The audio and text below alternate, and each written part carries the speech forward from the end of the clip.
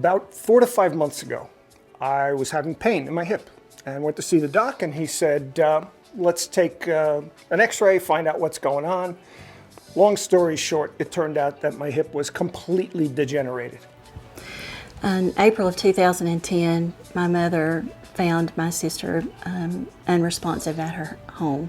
In an 11-month period between 2005 and 2006, 3 different members of my family were infected by healthcare-associated infections in 3 different hospitals in 3 different states.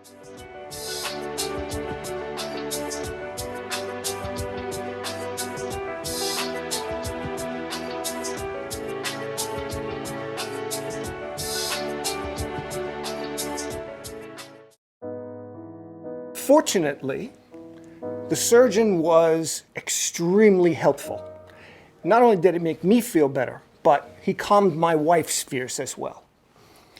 We received a book from the surgeon telling us how this was going to be done, what to expect. He answered every single question that we had. So through the diagnostic testing and everything, they decided that she needed to have open heart surgery. And my sister was high risk from the beginning because she was a type 2 diabetic. She was on dialysis, so she had end-stage renal disease. And so rolling through the door, her caregivers would have known and should have known that she was a high risk for a lot of what in the hospital environment are considered never events. And at the end of that 11-month period, our son Joshua, who was 27 years old, wound up dying from a gram-negative infection that he caught from his care. Then we went to the hospital. They gave us another book, a huge amount of reading material. And what it did was it allayed a lot of fears, a lot of anxieties. It let us relax a bit so that when the surgery was actually to be done, we weren't apprehensive about what was going to come after. The doctor explained my sister's options to her and said, you know, you can go home, enjoy the time that you have. It wouldn't be a question of if, but when. But you could go home and you could be with your children, you could be with your grandchildren, or we can do open heart surgery and try to buy you additional time. And my sister's decision was, and I remember it vividly, she said, I want to live. And if you're 60 years old, I mean, that's the decision that you would make. You want to live because you want to be there for your children and you want to be there for your grandchildren. And they were her life. She loved them. What happened to Josh was unusual for us because we'd never heard of healthcare-associated infections.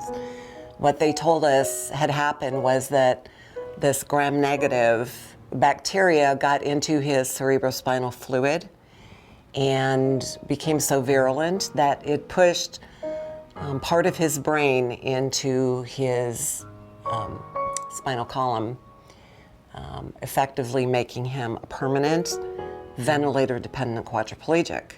All of that information up front, because not only the surgeon but the hospital were thinking in terms of patient support, information, including the family in the process, it just made it so much easier.